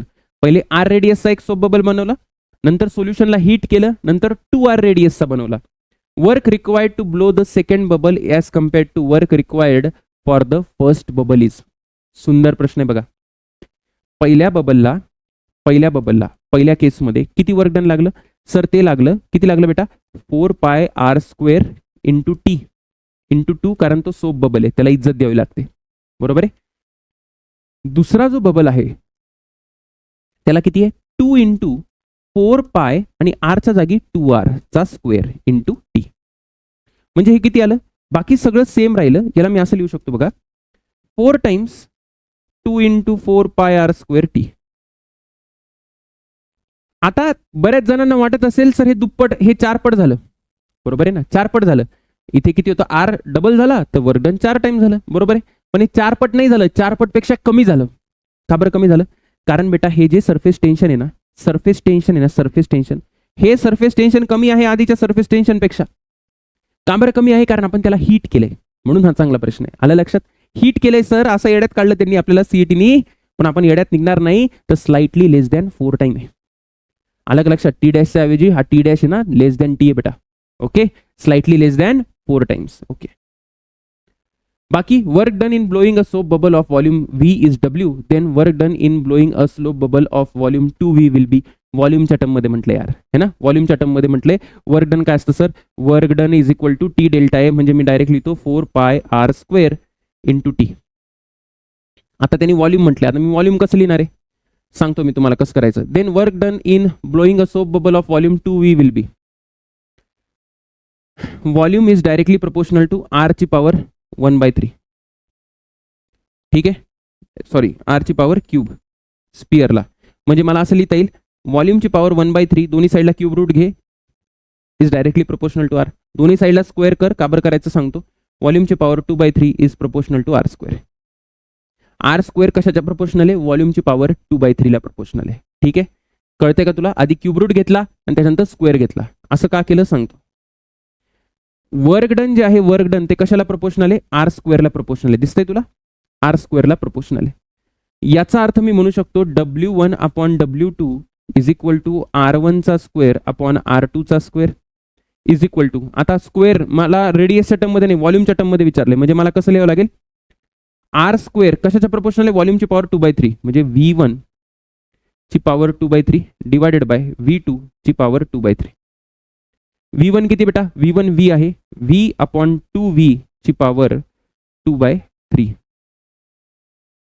V cancel झाला, 1 अपॉन हे येईल 1 अपॉन 2 ची पॉवर 2/3. म्हणजे वर्क डन जर पाहिजे तर 2 ची पॉवर 2/3 असलं पाहिजे. 2 ची पॉवर 2/3 म्हणजे काय? 2 ची पॉवर 2/3 म्हणजे 4 ची पॉवर 1/3, कारण 2 चा स्क्वेअर 4 करून 1/3 कराल, है ना, म्हणजे हे आन्सर आलं पाहिजे. सुंदर प्रश्न विचारतात बघा, थोडं कॅल्क्युलेशनची थोडी बुद्धिमत्ता पाहिजे तुमची, हळूहळू येईल पण तुम्हाला. ठीक आहे, बाकी काही नाही. Surface tension of the soap bubble, soap solution आहे म्हणजे 2 टाइम्स एरिया करशील. Energy needed to increase, energy किती लागेल बेटा? एनर्जी म्हणजे वर्क डन, किती एनर्जी लागेल एक्स्ट्रा, म्हणजे किती वर्क डन करावं लागेल. 4 ते किती 6, मग याला डायरेक्ट करशील टी डेल्टा ए इंटू 2. का बरं इंटू 2? तुम्हाला माहिती आहे, कारण ते काय आहे सर? डेल्टा यू म्हणजे एक्स्ट्रा सरफेस एनर्जी किती लागेल किंवा जे काही आहे. ठीक आहे ना, कारण हे सोप बबल आहे म्हणून. करून घ्याल सर, आरामात करून घेऊ. व्यवस्थित कॅल्क्युलेशन करा, सेंटीमीटर मीटर सगळं बघा, सेंटीमीटरचं मीटरमध्ये करावं लागेल, बाकी करून घ्या. डिटेल कॅल्क्युलेशन करायची गरज नाही, हे पॉईंटमध्ये जाऊ नका, डेसिमलकडे लक्ष द्या. हां, डेसिमलकडे लक्ष द्या. त्याच्यानंतर बघा हे तसेच आहे. Soap bubble of radius 1/√π is expanded to, इथं सरफेस टेन्शन दिलंय, वर्क डन विचारलंय बेटा. अर्ग मध्ये विचारलंय, अर्ग मध्ये विचारलंय. सगळं तसंच राहू द्या, सगळं CGS मध्येच राहू द्या, अर्ग मध्येच आन्सर येणार आहे. ठीक, सोप बबल आहे, फक्त लक्षात ठेवा, मगासारखंच येईल. सोप बबलला काही नाही करायचं, सेम फॉर्म्युला राहील. फॉर्म्युला मी हवं तर लिहून देतो. जे वर्क डन आहे, वर्क डन किती येईल? 8 पाय आर स्क्वेअर, 8 असं लिहितो, 8 पाय T R2 square minus R1 square. 8 पाय टी का लिहिलं सर तुम्ही? त्याचं कारण तुम्हाला माहिती, कारण तो सोप बबल आहे. त्याच्यानंतर काय? Amount of energy required to soap bubble of diameter. बेटा आता डायमीटर दिला यार, डायमीटर दिलाय तर तुला रेडियस काढता येईल, है ना. From a soap solution of a surface is nearly म्हटलंय त्यांनी. आपल्याला काय केलंय? आपल्याला 0 पासून, बघा याचा आन्सर काय डायरेक्ट मी लिहितो, है ना. Work done is equal to काय बेटा? 8 पाय टी R2 स्क्वेअर मायनस 0 चा स्क्वेअर, कारण आधी कोणीच नव्हता ना, आधी बबलच नव्हता. तुला रेडियस लिहिता येईल का? इथे रेडियस किती आहे? इथे रेडियस येईल बेटा 3 सेंटीमीटर, म्हणजे याला लिहायचं 3 × 10⁻² मीटर. कॅल्क्युलेशन करून घ्या, त्याशिवाय तुमचं व्यवस्थित कमांड बसणार नाही सब्जेक्टवर. ठीक आहे, आता हे सगळे प्रश्न करून घ्या. भरपूर प्रश्न झाले यार, भरपूर प्रश्न झाले. टाइप्स कव्हर होत आहेत, जिथे जिथे अडचण येईल तिथे तिथे मी करत असतो, काळजी करू नको. The amount of work done in blowing a soap bubble such that it diameter increases from, कुठून डायमीटर इन्क्रीज करतंय? छोट्या डी पासून मोठ्या डीला. डायमीटरच्या टर्म मध्ये बेटा, डायमीटरच्या टर्म मध्ये आन्सर कसं येणार आहे? आन्सर तेच राहणार आहे 8 पाय टी, है ना, 8 पाय टी. त्याच्यानंतर काय येईल sir? R2 square minus R1 square. आता रेडियसला डायमीटरच्या टर्म मध्ये कसं लिहू शकतो मी, है ना? रेडियसला कसं लिहू शकतो? तर रेडियसला लिहू शकतो डायमीटर बाय 2 लिहि बरं. 8 पाय टी डी बाय 2 चा स्क्वेअर मायनस डी बाय 2 चा स्क्वेअर. बघा हे बाय 4 होऊन जाईल आणि इथं 2 यायला पाहिजे बघा 2 आलं. Work done in blowing a soap bubble of radius. आता हे रेशो वाले प्रश्न बेटा डायरेक्ट करून टाका प्लीज. प्रॅक्टिस करायची, भरपूर सांगितलंय तुम्हाला. Work done to increase the radius of soap bubble जिथे आले तिथे फक्त 8 वापर बाबा, बाकी लोड घेऊ नको. बघा किती सोपे प्रश्न येतात. Certain number of spherical droplets of radius R coalesce to form a single drop of volume V. बरं मानलं बाबा, मानलं. If T is the surface tension of water, identify the correct statement. पहिल्यांदा तर तू लॉजिकल एलिमिनेशन कर. मला सांग, छोट्या बबल पासून मोठा बबल बनतोय म्हणजे सरफेस एनर्जी कमी होते, बरोबर. सरफेस एनर्जी कमी होते म्हणजे रिलीज व्हायला लागणार. रिलीज म्हणजे काय सर? ऍब्झॉर्ब वाले काढून टाक. सर हा फॉर्म्युला तुम्ही दिला नाही? दिलाय, सगळं दिलंय मी, तू नीट लक्ष दे बेटा. तुला सांगितलं ना मी वर्क डन किती आहे sir? Work done 4 pi R cube T. हा फॉर्म्युला दिलाय का मी? 4 pi R cube T 1 upon small R minus 1 upon capital R. हेच जे वर्क डन आहे, जे मी करतोय ना, हेच जे वर्क डन आहे ना.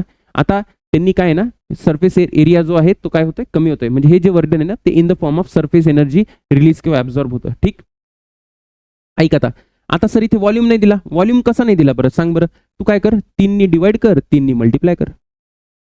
मग हे किती आलं? 3VT 1 upon small R minus 1 upon capital R. किती सोपं आहे यार. जर फॉर्म्युला माहिती असेल तर किती सोपं आहे. बरं सांग बरं कुठला आन्सर आलं? 3VT.